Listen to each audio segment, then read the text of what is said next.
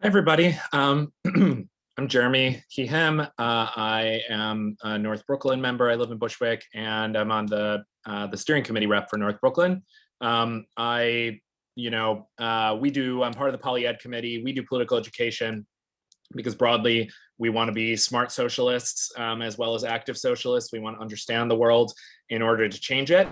Now, besides all those many hats, I also am an education scholar and study public education. So I just did want to maybe say a couple things about kind of, as I understand the socialist approach to public education, and to preface our guest star, our luminous speaker for the evening.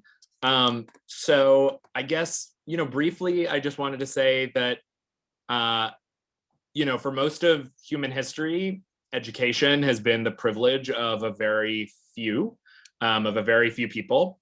Socialism as like an ideology, as a movement, emerged in the 19th century at a time where more and more people were demanding that that not be the case. There's kind of a wonderful book about this called The Intellectual Life of the British Working Classes, about just kind of the realms of like self-education, of learning, of working people saying, hey, this stuff is happening in natural science, this stuff is happening in art, this stuff is happening in philosophy. Like, we want to know what that's about. We want to know how to read. We want access to the same ideas so we can live the fulfilled lives that that ideas can help us live. We want that for us too. And so socialists, I think, have fought from the very beginning to expand and guarantee education for all, for reasons of egalitarianism, and also because education plays a role, we think, in people living free and fulfilled lives. I think, socialists have generally done this by supporting the expansion of public schools because they're free and open to all. And they've kind of known also, especially, that when schools are not public, the poorest among us are the people who suffer most, that it's not profitable to educate the poor, except by providing a bad education. For-profit universities are a classic good example of this. And so I think, socialists have fought for public education, and every radical movement in American history has had an kind of educational component. Two of the ones most obvious that we've talked about before in night school: Reconstruction, where during Reconstruction, the democracy that was created in the South, the Black radicalism, and through the empowerment of working class people, created the public school system of the South. And then obviously the civil rights movement that expanded high school graduation, high school access, that demanded fair funding, and of course, the struggle of integration was central. So all this has been part of American left history and all left modern socialist history. But also there's been, in recent years, this major push to kind of strip down the public school system, to attack it, to degrade it, to strip it bare, and to undermine the system as it stands. In the last generation, this was a bipartisan program generally, and it sometimes gets known as neoliberal education reform. And it was kind of really, Rebecca maybe can speak to this too. Certainly when I started studying education, it was the mainstream, everybody thinks this kind of view, which was basically that the future of education was in privatizing aspects of the system. It was in giving more control to hard-hitting mayors who would fight back against the teachers' unions. And it was in high-stakes standardized testing that would force our schools to, through accountability, choice, and competition, would make our schools excellent. That program is largely in tatters at the moment. One reason being that it didn't work. Test scores haven't changed. Schools, basically our public schools are excellent when they're for middle class and rich kids, and they are not good enough when they're for poor kids, and they don't solve poverty. And we knew that before this whole last 30 years of social experimentation, and we still know it now. That program has also been in crisis because Betsy DeVos has been kind of, I think, a gift to the left in a way, because she's been so polarizing and so has angered so many people that it has helped delegitimize kind of that program for educational change. And then obviously the more positive things that have changed is that teachers across the country have been striking to defend the public school system and against this kind of whole educational stripping bare of the public school system. And there's a rising left and democratic socialists who kind of put forward a different vision. So like, what is that different vision in brief, in my mind?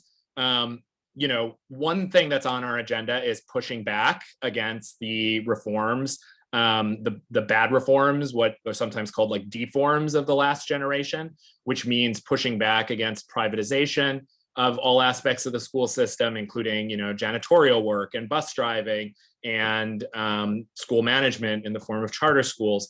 It's pushing against this obsession with high stakes testing and subjecting students to a regime of like constant anxiety inducing measurement that just tells us, again, things we basically know already, which is that poor kids struggle more to learn in our society, largely because they are poor and they come in with massive disadvantages that our society does not compensate them for in any way, let alone actually eliminate poverty.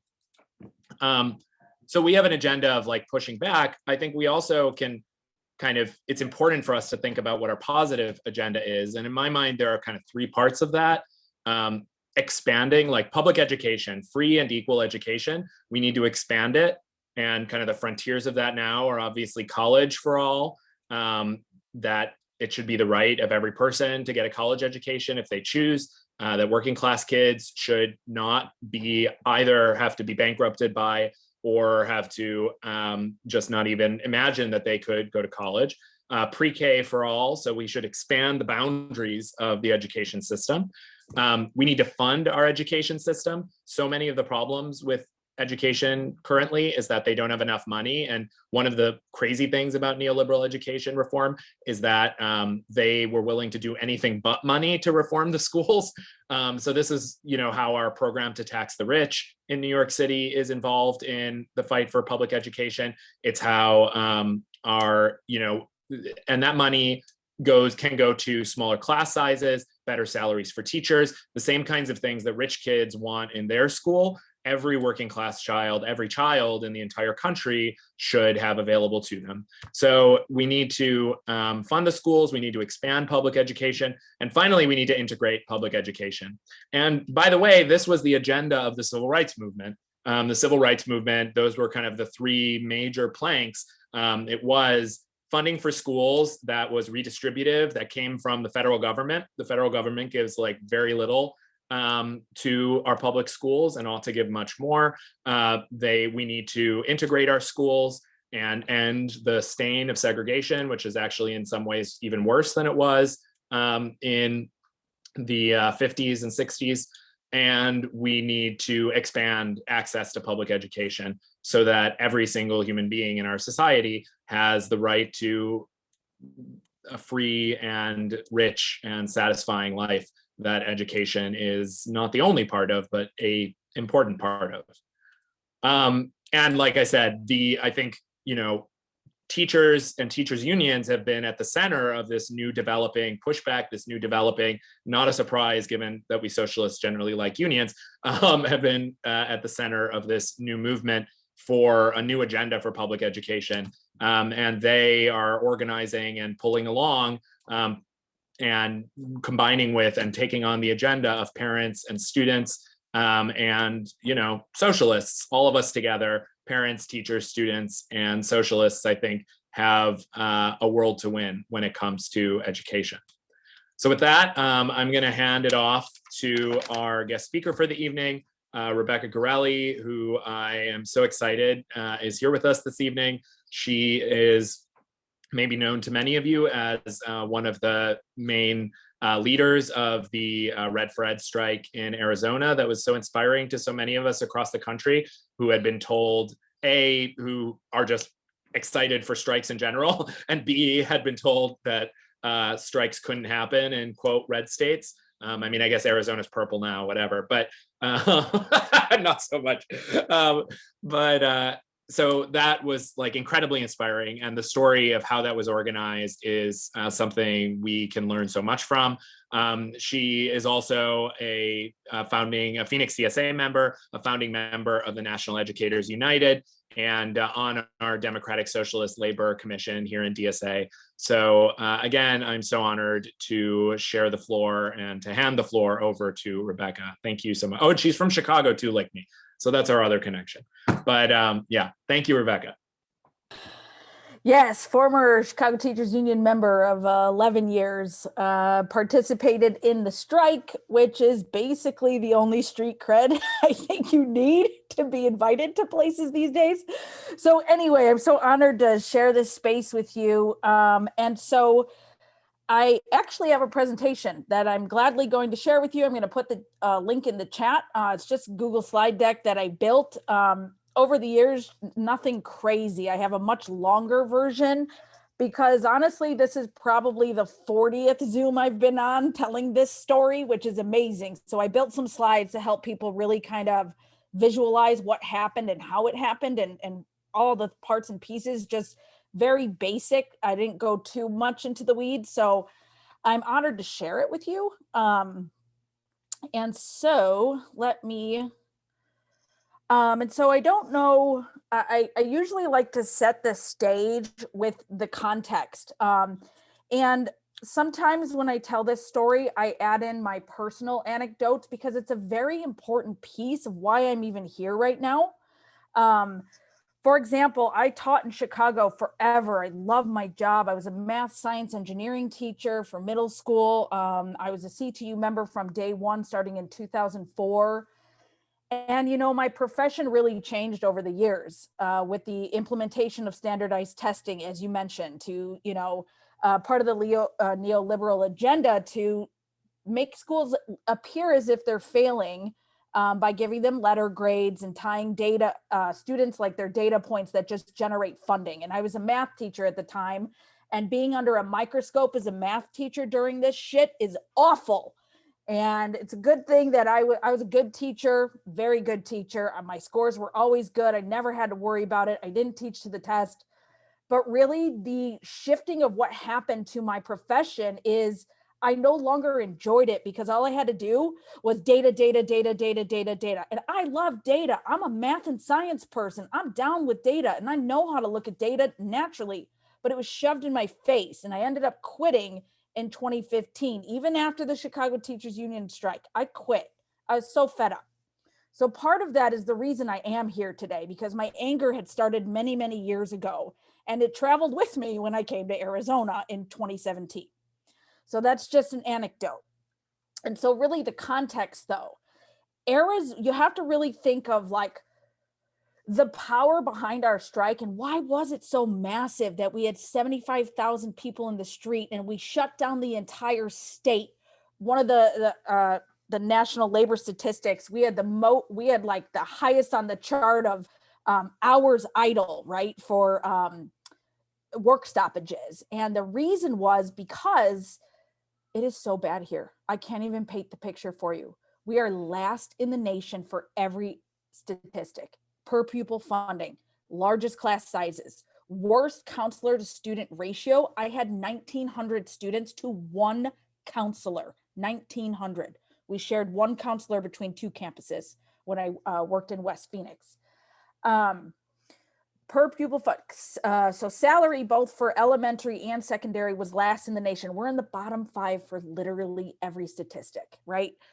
So what did that mean? It meant that those issues were widely and deeply felt. So it really wasn't about finding an issue that was widely and deeply felt, because it was everywhere and anywhere. It was so bad, and the demoralization of a decade of austerity measures. It wasn't about getting people agitated to find those widely and deeply felt struggles. It was more about how do we harness that energy, because people were already at the boiling point. And the tipping point was, you know, West Virginia was happening, but right before that, our governor came out with his, the legislative session starts here in January, and he came out and said teachers would only get a 2% raise. And that was a very tipping point here because I mean, the energy behind that, all we had to do is figure out a way to harness it and put it into some organizing steps and an escalation plan and really run with it. So when you think like January and then February, right? Like West Virginia started in February, really organizing at this statewide county developed organizing strategy. And then they went on strike, right? So that was a massive catalyst into what we could do here, what we should do here. And then Oklahoma and Kentucky. And so the reason this is so important is because of our positionality. We were fourth, right, out of these like red state revolts kind of thing. And it's important because I think the unions learned their lesson by the time we came around, quite frankly. This is my own personal opinion. Because West Virginia, Oklahoma, Kentucky did not work well with the union. They were at each other's necks. They didn't agree. Sometimes they squashed the movement and tried to overcome, the rank and file, and just really bad. So by the time it came to us, I think they learned their lesson. And that's important because we actually worked well with the union and worked together. And the union here, when I say union, it's an NEA state affiliated union. Arizona Education Association has the majority of members. There is only one tiny local here in Phoenix that's AFT, and it only has 200 members. So really AFT wasn't in the picture, even though they did try to kind of overtake the movement at one point, which is fascinating. And we crushed them. So that didn't happen. And so really by the numbers, if you think of the teachers, there were 60,000 total educators. Only 1/3 of those are dues paying members. So that's 20,000, right? That means 2/3 were non-organized. And really, it was those 2/3 that we had to convince and pull into a space. We had to create a labor formation for them to plug into. And that was the power, was organizing the unorganized. And I'm going to show you how we did that. And how did we start? Well, it really was, and if you read the story, I don't know if you guys have read this. Oh, I know my virtual thingy is on this book. Try to get it in there, Strike for the Common Good. I wrote a chapter that explains literally every detail of how we kind of did everything I'm going to show you in this presentation. So just to let you know.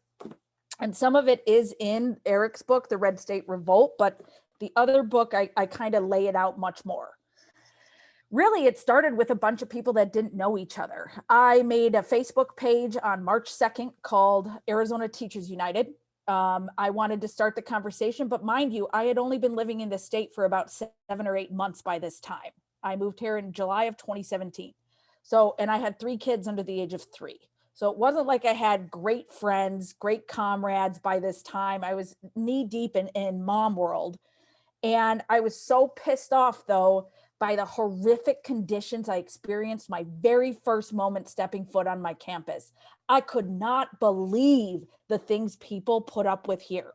And I learned very quickly that there was a mindset here of, well, that's just the way it is. And I'm going, where's the union? Like, I just don't understand this. What do you mean you just put up with this? I'm not putting up with this. You want me to work after school without getting paid? The answer is no. You want me to have 34 kids in my room with no space? The answer is no. And so I came from Chicago with a completely different mindset. And it really pushed me into this space to just be so angry about it and horrific because I knew it could be better. And so on that day, I started the Facebook page.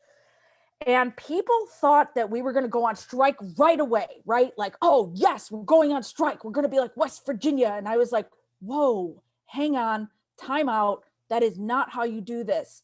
And within 2 days, the page blew up to like 1,500 members and everybody thought we were going on strike. Well, thankfully, I knew from Chicago that that's not how you build power. You have to strategically organize, have adequate planning, get in community, get parents, businesses, everybody. And so I actually shut down the page. But on that page is where I met the very first 9 leaders, which I'm going to show you here in a second. Okay, we had these 9 original leaders and 4 of us met on the page that I created.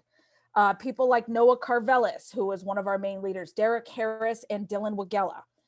And we didn't know each other. We met on this Facebook page, and these guys were trying to take over my Facebook page and say, we know what to do. And I was like, do ya? Who are you? Do ya? You know, it was just kind of a fun relationship at that time.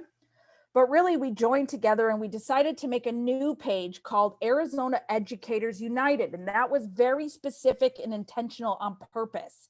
Educators meant we could open it to wall-to-wall organizing, classified bus drivers, psychologists, speech pathologists. All the folks in the building were welcome if we use the term educators. So that's an important piece of the story, is we made this new page on March 4th. And so that was our main page. We had Action Network account. We had Twitter. We didn't have IG at the time, but we had massive emailing lists and that sort of thing. We also, through this one main page, and you're welcome to join our page if you ever want to come on in, just in the notes, just say, I know Rebecca, or I heard Rebecca talk in Brooklyn, and I'll let you in.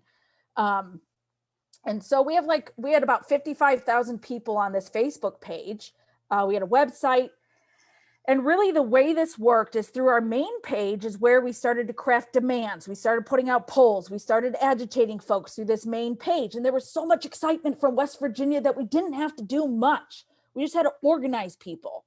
And what we decided to do is create this thing called the Liaison Network, which is basically building a bona fide union structures outside of the union, literally outside of the union.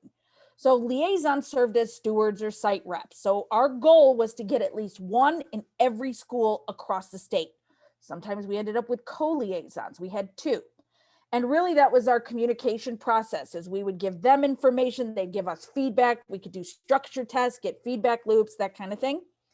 And then we asked these liaisons to link to make district Facebook pages and link them to our main page and invite us to be the administrators. So if we had a message that needed to get out, we could get it out in the click of a few buttons across the entire state.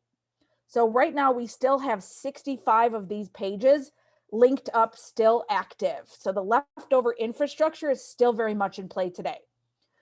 But then the front page got overloaded, right? People wanted to converse and argue and discuss. So we built a discussion hub that was linked to the main page and decided to leave our main page for just actions, updates, events. What are the key things people need to know? What files, what palm cards, picketing tools, all the stuff, main page. Discussion hub, which still has about 15,000 people, is for discussion. This is where anybody and everybody can post things education related. And it still works to this day and was a saving grace during the pandemic, quite frankly. Without that space, we wouldn't have known what was going on. We wouldn't have a temperature, on anything. We wouldn't have a pulse. So these are proving to be very useful these days. We also created a specific linked Facebook group just to coordinate actions of the liaison. So site reps organizing their sites.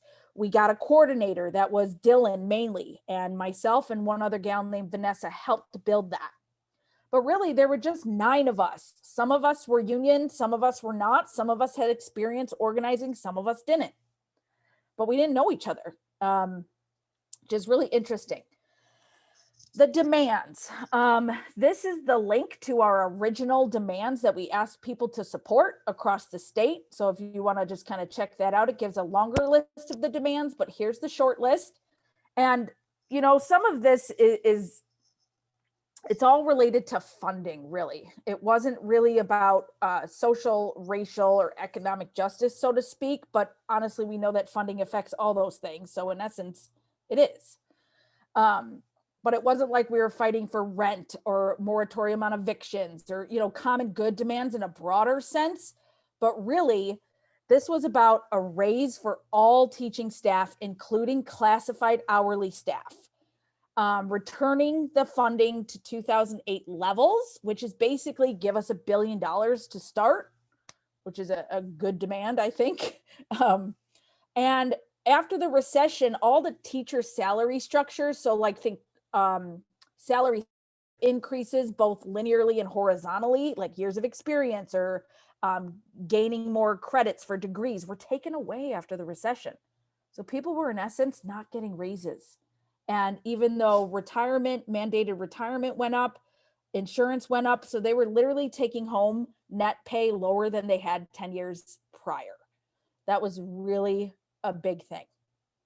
And then this really led to us to corporations, right? No new tax cuts to corporations, because that meant our general fund had less money, right? The pot was smaller because of these, we're not gaining the resources and the revenue we need. So here's a couple numbers I think are pretty interesting. Total dues paying members at the time was 20,000. By the time we were done organizing people after our 8-week organizing blitz, 57,000 people took the strike authorization vote. That means both union and non-union took a strike authorization vote, which is amazing. I don't know if that's ever been done anywhere before. I have no idea. Not a labor historian, but that's a pretty important piece of the puzzle here. So how did we reach those 37,000 people that didn't have a local association or a local district or anywhere to plug in? And the way we did that is that bona fide structure outside of the union called the liaison network. Our main ticket to winning is we had a combination of both online strategies and in-person meetings. So think digital plus deep organizing. We had site-based organizing, but also regional organizing, where we formed little collaboratives across the state. And so what is this liaison thing? Well, really, these were the heart of the movement. And on the labor organizing side of it, we messaged to them like they were stewards, like they were site reps. We asked them to map their workplaces without calling it map your workplace. We said, we need you to walk around your building and talk to every single person. We need you to get their contact information. Then we need you to start taking pictures. We need to see how many people are wearing red shirts, right? And start mapping out who's with you, who's not, who can you bring in. And we didn't use union dense language. It was more like, we need you for the movement, right? It was this passionate messaging around, we need you, you got to stand with us. And we said things like collective power and solidarity over time, but really we didn't come out home with like, you're going to organize your workplace and you're going to map your workplace, right? Because people are going to go, what? We don't know what you're talking about. And I don't want to do that. So we basically, every time we asked for volunteers, it was slow going at first. We got, a couple hundred, then we reached 700, then we reached 800. And over time, the more and more we built up this, like, liaisons, what are you doing at your site? Show us this, show us that, take a video, give us the video back. And we started mapping it for everybody. We mapped the entire state. So not only did we have mapping at site levels, we mapped the state, and we would make it public and say, we have liaisons from all these schools. Here's the ones we don't. And people go, wait, there's no liaison at my school? I'll step up, right? And it created that space and then empowerment to go, yep, I'll do it. Okay. So we constantly kept public facing these documents, highlighting where we had gaps, asking people to join the movement, and just kept going. We didn't give up. And by the time we were done, we had over 2,000 volunteers in over 1,200 schools. That is how we built power, right? And we even had people from charter schools. We had nonprofit people saying, I want to be a liaison for my nonprofit. Can that happen? Because we had a lot of teachers leaving the profession to go somewhere else because the conditions were so bad, but they wanted to be part of the movement. We said, absolutely, absolutely. Movement is for everybody. So we didn't necessarily function like a caucus because this is a movement, a collective community effort, and we focus on community side of things. And so with this liaison, you can see here, we started with a Google form, sign up to be a liaison. That gave us the data to track, to map, to publicly display.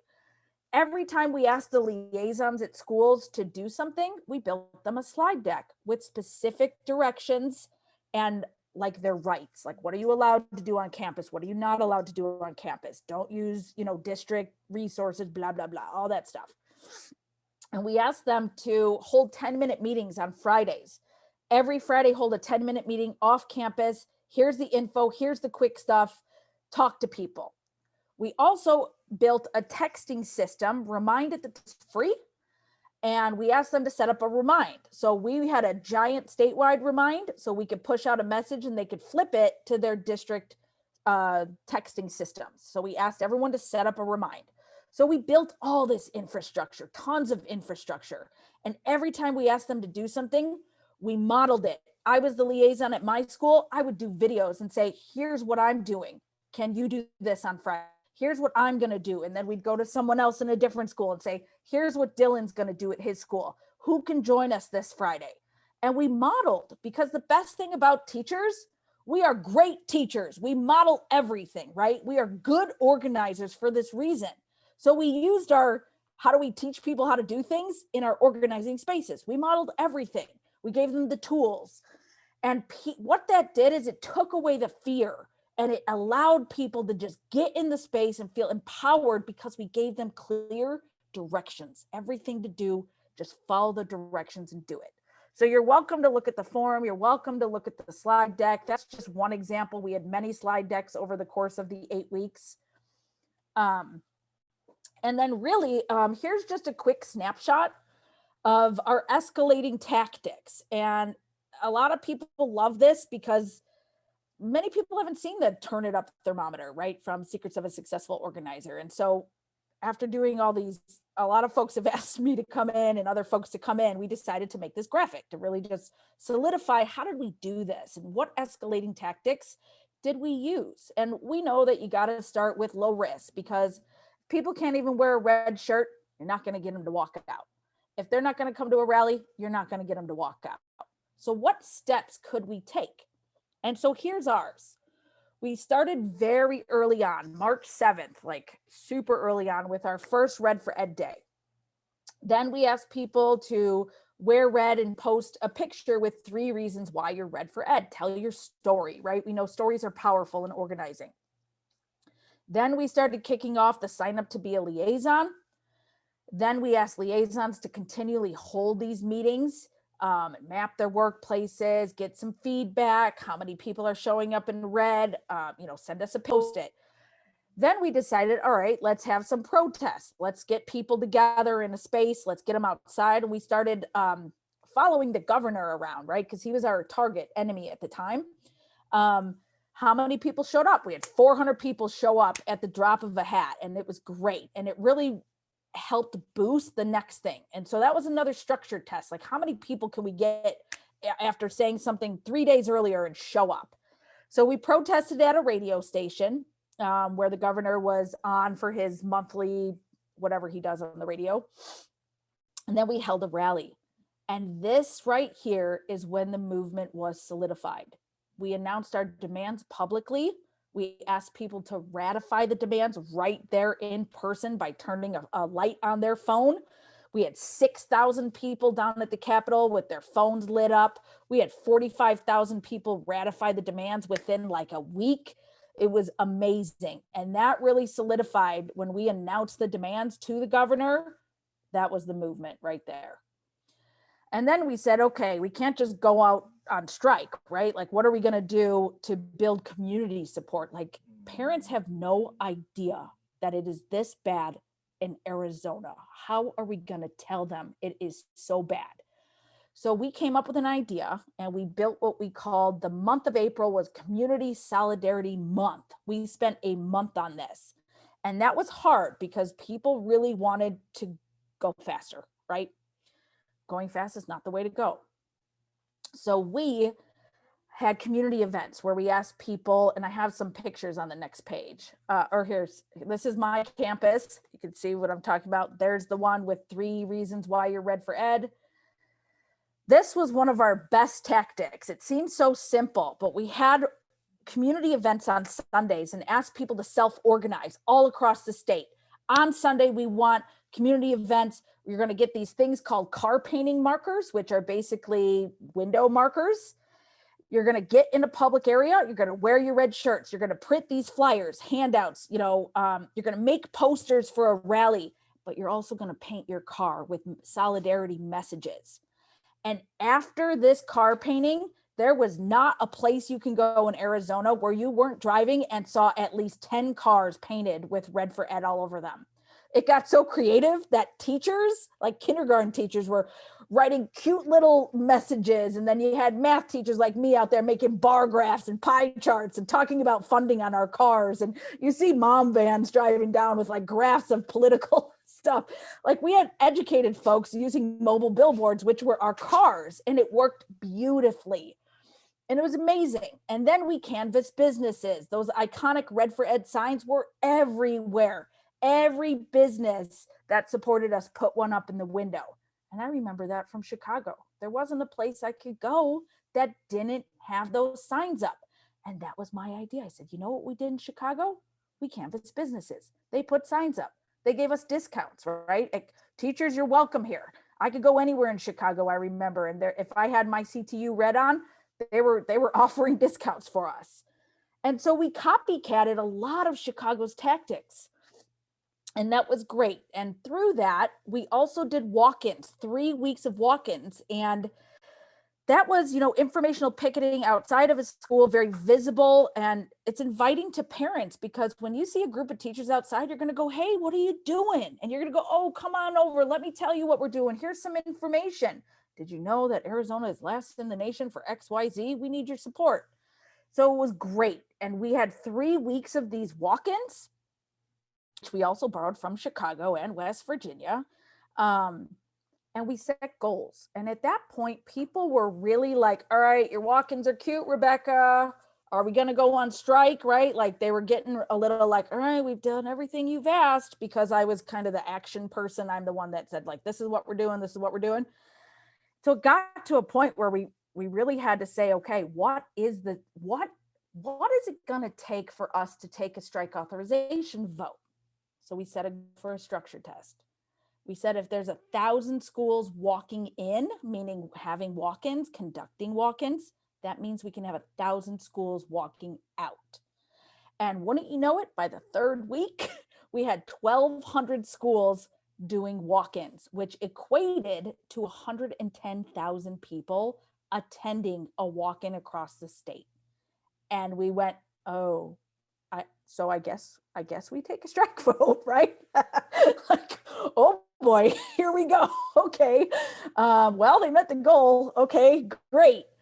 And so then there was still a little bit of fear, right? Like, am I going to lose my job as my superintendent's not supportive? We have a lot of conservative districts out here that are not in urban areas, and the fear was real. And really what helped is governing board resolutions. One by one, we got governing boards to sign a resolution in support of Red for Ed. That took away all the fear. Oh, and we posted those. And people go, oh, my district's there. Oh, good. Okay, wait, my district isn't there. Why isn't my district there? Now we can create some pressure. So it allowed us to have think of levers of power and how we can push those. And then finally, we took a strike authorization vote. It was a paper ballot. It was amazing, which equated to a 78% saying yes, which is great. And then we walked out for 6 days and had that massive march on day one, and it was 110 degrees outside. That was rough. And that's really kind of the story. And so from that, like, what are the wins, right? We gained $484 million from a GOP majority legislature, which is pretty incredible. Including in that is the 20% salary increase, which was called the 20 by 2020 plan. Super creative, totally divisive though. I mean, the boss's tactics are there, right?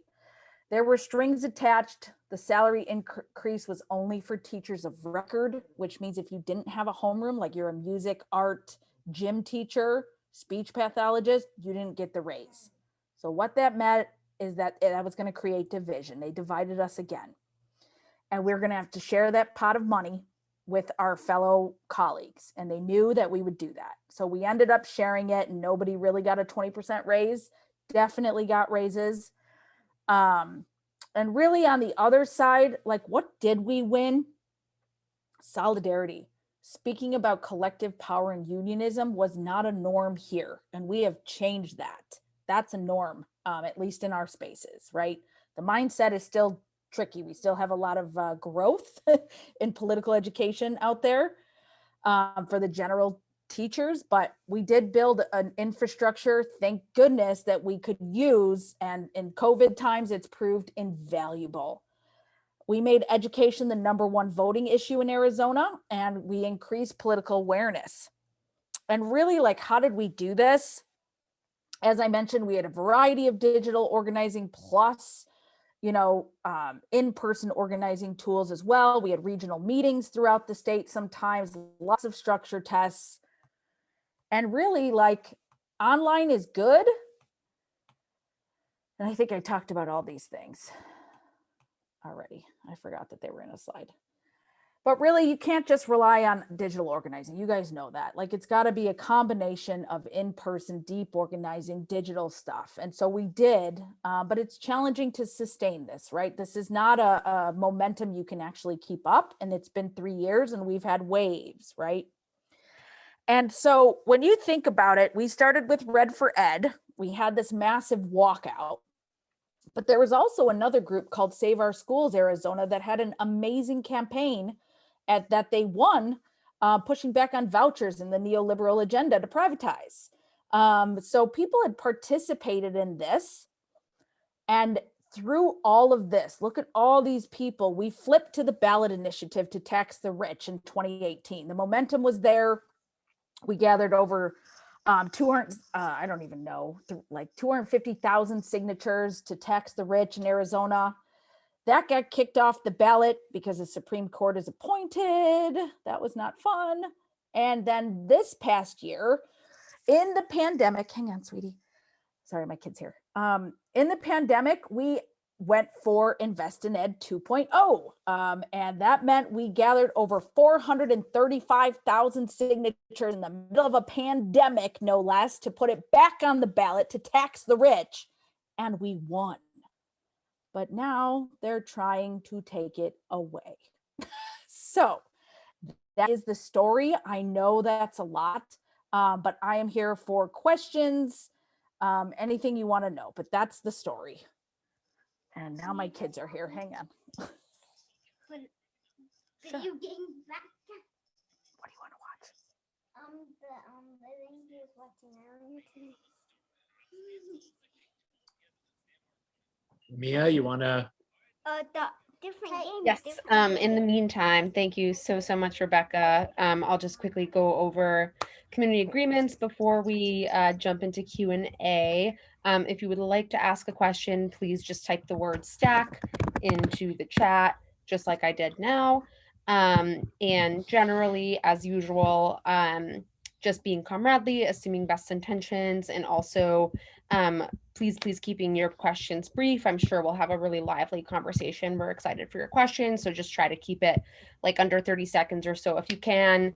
Keep the anecdotes to a minimum if you can, so that we can get to everyone's question as well.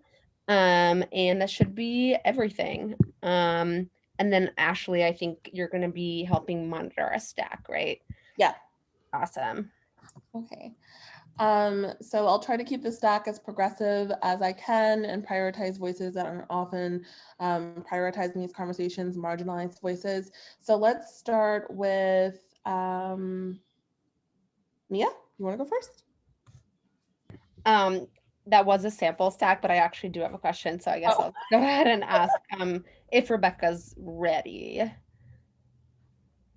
Yeah, it's all good. Just brushing 6-year-old's hair. Awesome. Okay, great. Well, thank you so much for all of that. I really enjoyed the slides. I was curious about like, and maybe you touched on this a little bit, but just about like kind of the response that you guys got externally as you were escalating before the strike vote, like from the administration, from parents, from people outside of kind of the union and teachers, and whether there was like any form of like inoculation that you guys had to do to limit fear based on admin response, if there was one. Yes. So I experienced that in a variety of ways. Here you go, babe. I think you're good. So it's like, okay, so we had the governor, right? And he had called us political circus, and we were just these socialists. We were red baited like crazy. I showed up on the Mike Broomhead show, which is a right-wing TV show. They trashed me because I used the word militant, because I'm like, I'm from Chicago, right? And but that doesn't faze me personally. I could care less. But a lot of teachers struggled, right? Like this was their first organizing experience, right? Their first taste of power, their first awakening consciousness to like what organized labor is, right? And so people that were in progressive districts, urban districts were good. They were the first ones to sign the governing board resolution. They were good. But out here where I live in a suburb, very Mormon, Latter-day Saints, very uber conservative. They got a lot of pushback and they fought through it. We had some organic leaders, right? These leaders popped up and those were the ones we supported, to the point where they had, you know, like Chandler here. Chandler's a suburb out here, very conservative. And those educators are, the educator that stepped up is now the union president for Chandler, which is pretty incredible. And so there was a lot of pushback in a variety of different ways. But what they learned through organizing is, like in Chandler, for example, they all showed up to like a teacher institute day, all wearing red. There was like 2,000 teachers in an auditorium. The whole thing was red. And so what they realized by, manifesting that visual power was that they were together. So like solidarity was the key to overcoming the conservative crap a lot of these districts dealt with. And so it was more about supporting those organic leaders. People were making their own flyers and their own palm cards. And we said, we got you. What do you need? Do you need us to come there? Do you need us to go there? And the union really supported the people in those style of districts. So we did get pushback in a variety of ways. We also had a brand new anti-red group called Purple for Parents. I guess we're in the color schemes out here. Now they're called the Green Parents. Green for go for education, because schools should be open, and how dare these disgusting unionists? They're not as organized as we are, which is why we are winning. I could go on for days about the opposition, but we kept pushing solidarity. We pushed it and we pushed it and we showed it and we pushed it and we gave data and said, look how many people are with us. If your school's not here, get on this list, sign up, come on, and we just kept going. We didn't let any of it bother us. We just didn't. We just kept pushing forward. I don't know if that's the best tangible examples, but that's what I remember. Awesome. Thank you.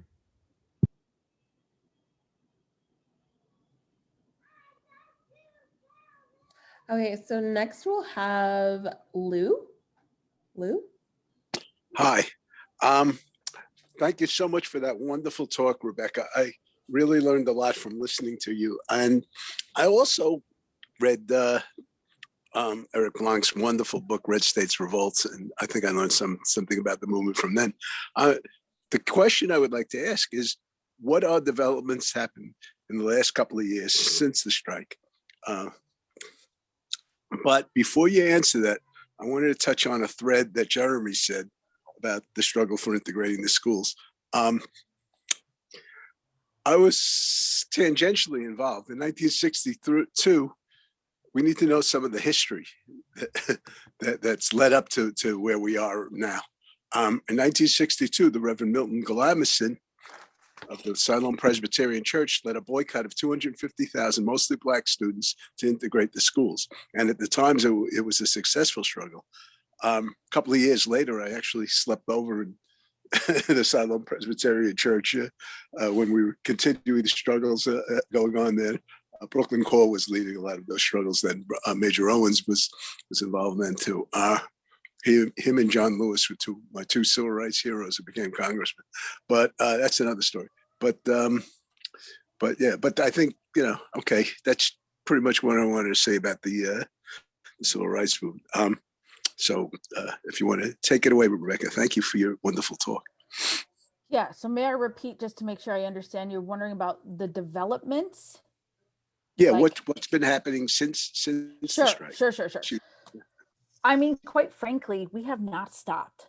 Like, I literally spend 10 hours at least a week on this, like straight up. So we haven't stopped, because what happened is we had strike, pivot, right to ballot initiative, gathering signatures. We did that. Then we moved right into the elections, where we were supporting and that was November, right? So strike was like April, May. Our signatures were due by July. We turned those in, then it was November, election time. Bam, we all hit the streets, pro-public education. We made it the #1 issue. If you weren't with us, we weren't supporting you. So we had so much power in the electoral side. Then our legislative session starts in January. So boom, January, we knew they were going to start attacking teachers, and they had anti-red for ed bills and trying to fine you $5,000 for wearing a red shirt. So we went right into legislative tactics, and then they knocked our ballot off. Honestly, it just hasn't stopped. So we have literally been a force, a very strong force through 2019. And then come 2020, right? And we knew we were going to go again for another ballot initiative, round 2. The union supported that with a couple other organizations. So all of 2019 past the legislative session, we were, thinking about tactics for the next ballot initiative. Then another legislative session came, and boom, COVID hit. And then, it was just insane, right? Last year at this time. And we had done things from petitioning to close the schools to begin with, to educating folks on COVID benchmarks and a lot of education. We did town halls on budgets, brought in research people from the NEPC to do budget talks for us and help us understand how the impact of the pandemic was going to affect budgets. Then we brought in industrial hygienists. We did town hall after town hall on ventilation and educating folks on the particleized nature of COVID. And I'm a science teacher, so I ate this up and I put my heart and soul into this. I studied ventilation for about a month with an industrial hygienist in New Jersey Public Schools. He helped us. He built slide decks. So we educated, we targeted solidarity for districts that wouldn't close. We sent people down and protested districts that wouldn't close. And we just kept going. Cross-state solidarity, absolutely. That is our jam. We are good at this. But it's not like we won. This is the hardest struggle I've ever experienced in my entire life. Look at UTLA, Chicago. We're all like, oh my God, why don't people want to fight for safety? You'll fight for funding, but you won't fight for safety? What? I thought it was going to be easy. It was not easy. And so honestly, we haven't stopped, is all I can tell you, is we have shifted between electoral, safety. We're now working on safety committee stuff, getting safety committees built in. We're working in a network of unions now with the painters union and doing health and safety committees. And now we're actually going back down to the Capitol. What day is it? Monday? On Wednesday, because they're trying to take away our ballot initiative. So we're heading back to the Capitol literally on Wednesday for the next escalation of, I don't even know, but we're gonna, I don't know. We're building escalation right now. So we haven't stopped is my point. And it's exhausting. Arizona's exhausting. It's just briefly to lose about New York. I can respond to that just quickly, which is, yeah, the student strike in the early 60s is so inspiring for the kind of energy there once was in New York City around integration, what we need again. And I thought, Rebecca, on the Chicago connection, I think Karen Lewis, as I want to say as a high schooler, the recently departed and much missed Karen Lewis, had participated in a student walkout in Chicago for integrating the schools. And so, again, this is like the history that has inspired a lot of educators and part of the, just kind of abandoned priorities of what we should be doing with education in this country, that it's for us to pick up again. Okay, next we'll have Carrington. Thanks, and thank you so much, Rebecca, for your presentation. That was incredible. So I have a question. You keep saying we, and I'm sorry if you said this before and I'm asking for a repeat, but who is this we, like the core group, the organizing committee, the steering group? Like it can't just, I mean, I kind of believe it could just be you, but I know it isn't because we do things together and it can't have been like everyone. So could you just describe a little bit like how you found all these tenacious people to fight this ongoing fight? Yeah. Really? So there's only 3 of us left from the original 9. So there is Kelly Fisher, who is on the board of directors for the state union, AEA.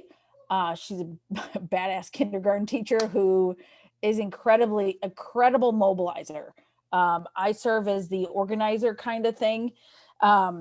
And what we have done, so like over time, we've brought other people in. Our whole goal was to have folks from different areas of the state in our kind of core group. So we had East, West, North, like everybody. And we really, the mission was funding, right? The mission has always been funding. And when our ballot initiative passed now, we went, oh my gosh, what do we do now if we actually get funding? Like, what does that make us? What do we become? Should we become a union caucus? Should we, we did all this reflecting and labor notes came out and helped us think through some stuff. And we actually just landed on, and we just reorganized. We started reorganizing in January. And we have like a core group of like 100 people, right? That we know will show up at the drop of a dime. You can get them to come to a meeting just like that. We know who these people are now. We've identified the leaders. And we now have about 47 people who regularly attend like our meetings. In that we have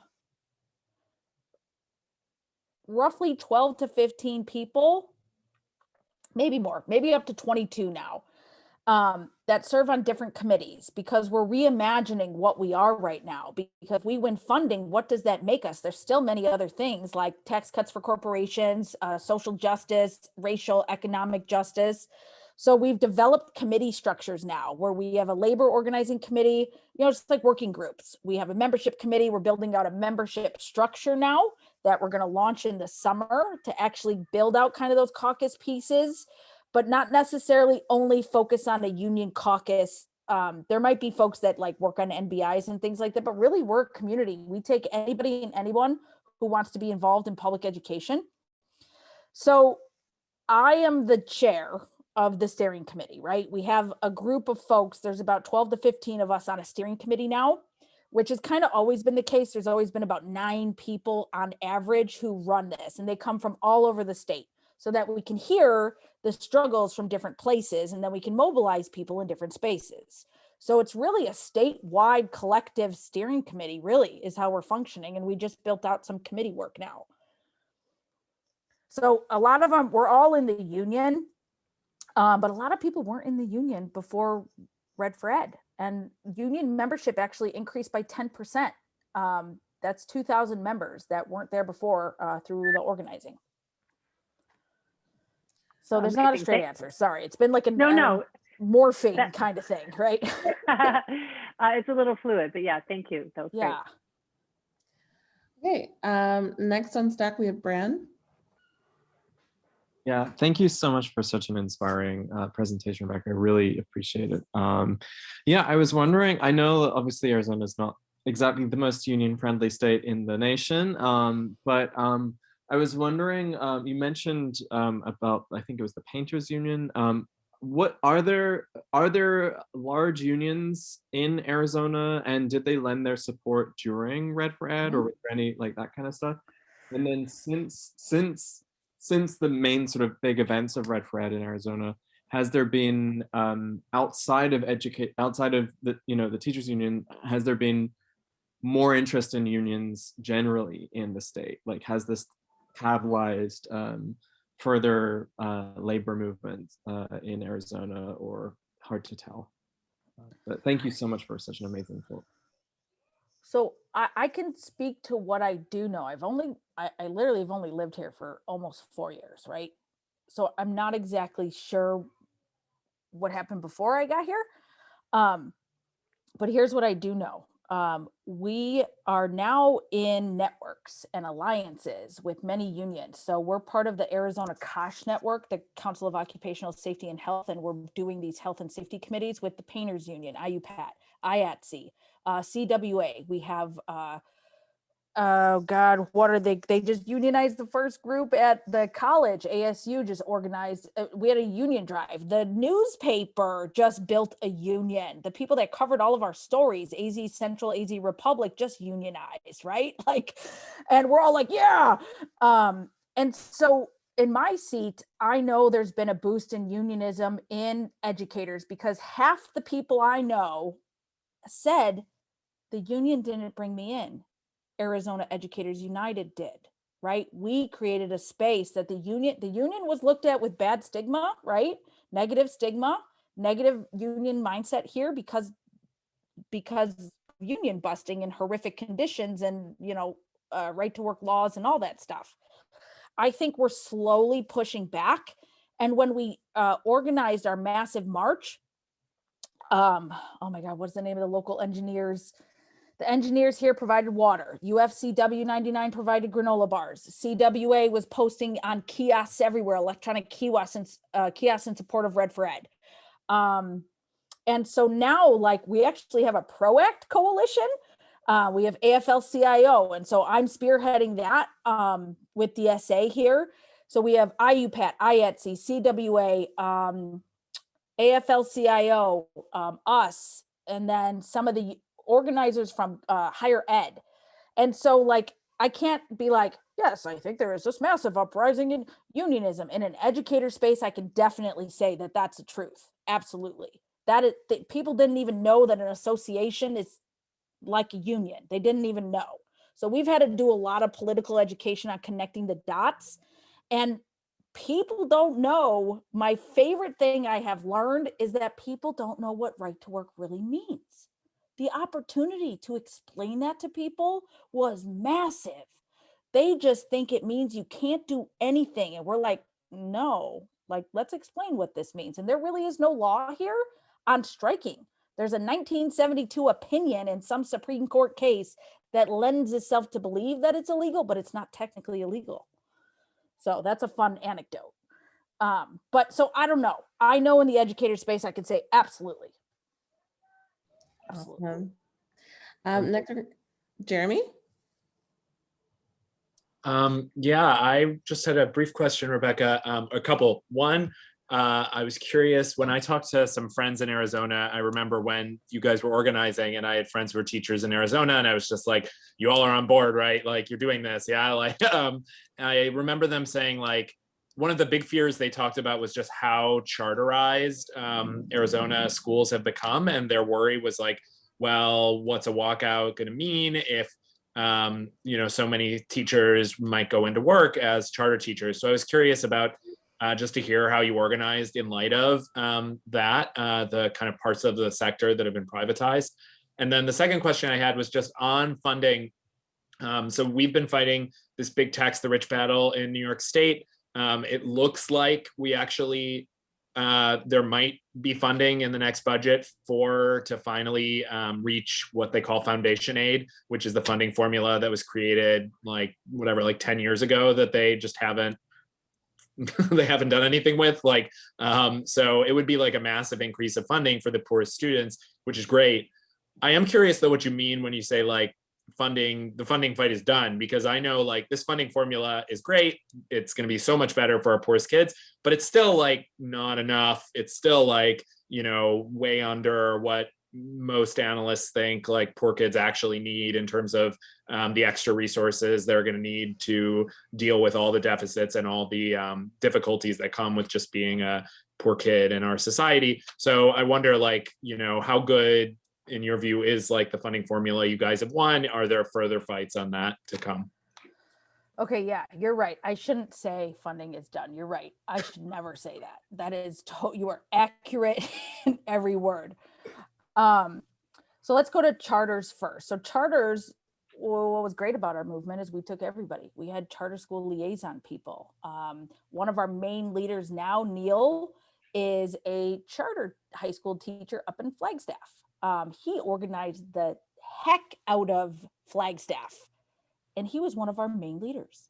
And so that really didn't play a massive role, a card, like it wasn't like a thing because we were so inclusive. It was for everybody and anybody who cared. If you're a mom and you want to organize your PTO and you want to be a liaison, great, go do that, right? Like we took everybody and anybody. So we had a lot of charter school teachers, and many of them were very terrified, but like teachers who work in charters here left another horrific condition in a different place and went to a charter, right? Like everybody understood and experienced the horrific nature of the conditions here that it was very easy to pull them in, right?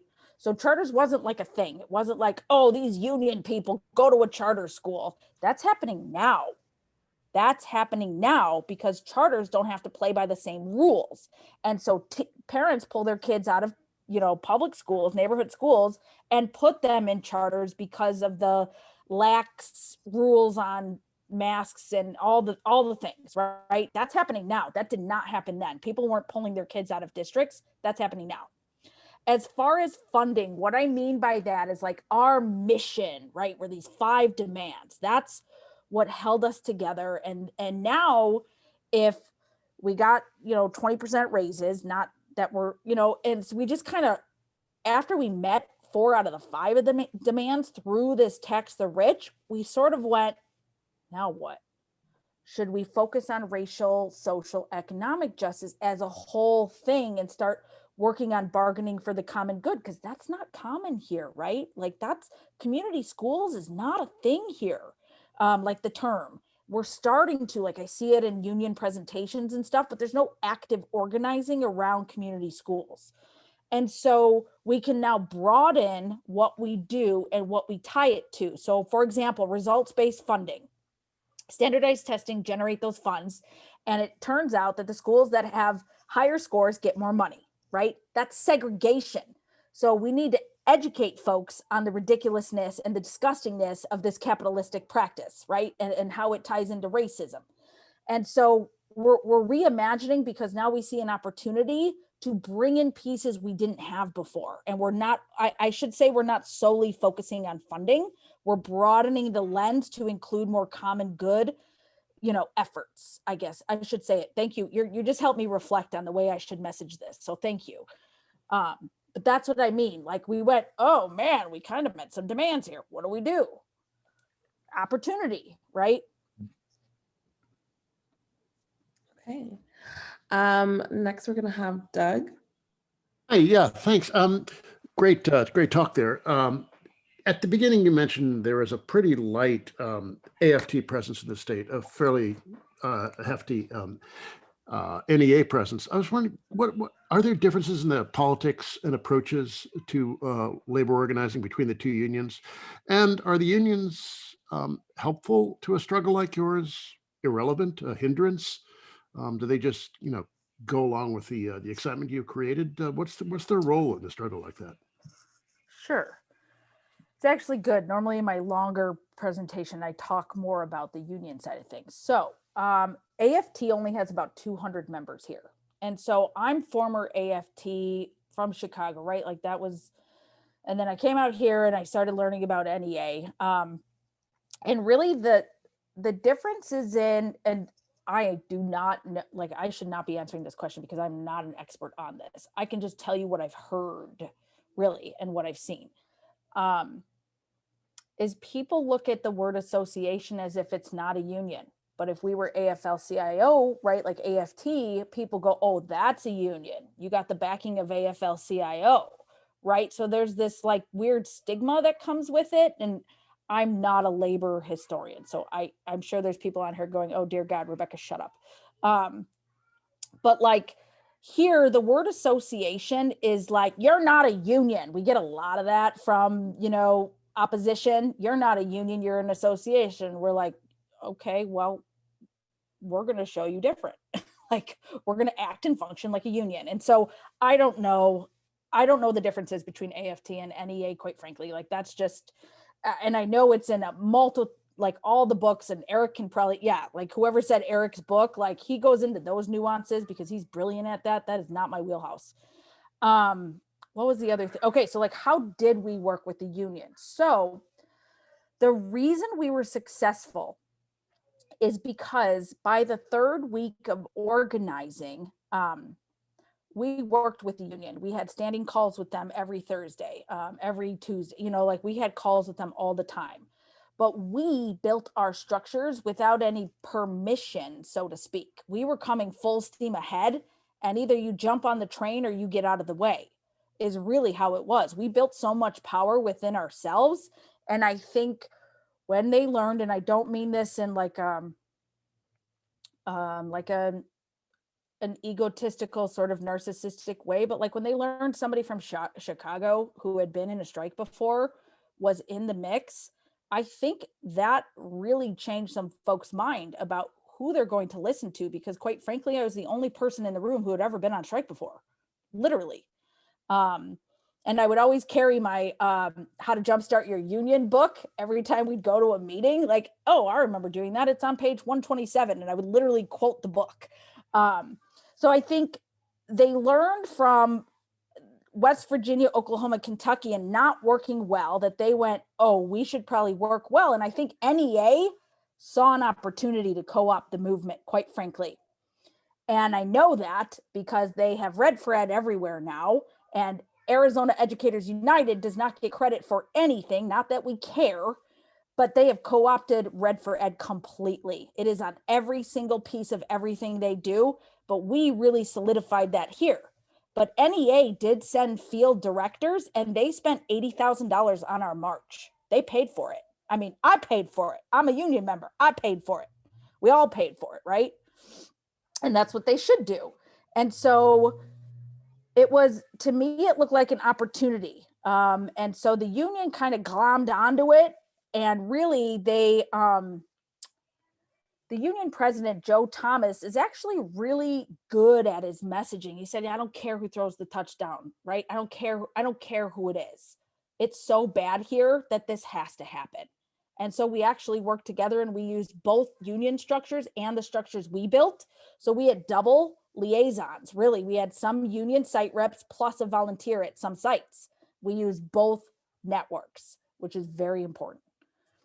And then we didn't have the union didn't say this was okay, right? Which we've had during COVID. We've had a lot of, the union isn't doing that. And we're going, we don't care because we're doing it.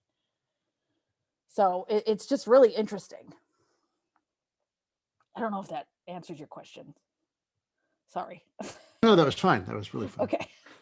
I can say the NEA AFT thing. I know the history. Rebecca, you sound right in the politics contemporarily. The history is just that like NEA at first was like a kind of professional organization, which meant like originally like principals and other people could be members, like not just workers broadly, not just teachers.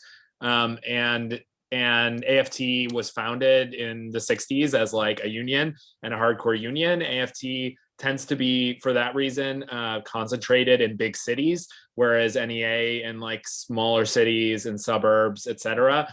But so AFT won the right to collectively bargain and was definitely like much more radical in the 60s, but NEA then saw like, oh, they're getting collective bargaining, well, we should do that too. And so they've kind of converged, and every once in a while there are talks about like, oh, we should just merge these organizations, and it doesn't happen. But yeah, as far as I can tell in contemporary times, like except for the fact that AFT has a lot of the big city, unions that just carry a lot of weight, like UTLA or Chicago Teachers Union, I don't see that much of a difference between them, for what it's worth. NEA technically has more members though, because in part it's just more spread. AFT has kind of fewer but really big locals. Yeah, I think that concludes our stack. If we want to move on to closings and announcements. Oh, okay, that's me too. So first of all, thank you so much, Rebecca. This was amazing. We have so much to learn from these struggles, and fighting to tax the rich to fund the schools is partly what we're doing here. We're running city council candidates in part on platforms for integrating our schools and making them actually decent for working class kids. So, and we have a union to radicalize here too. So again, many thanks.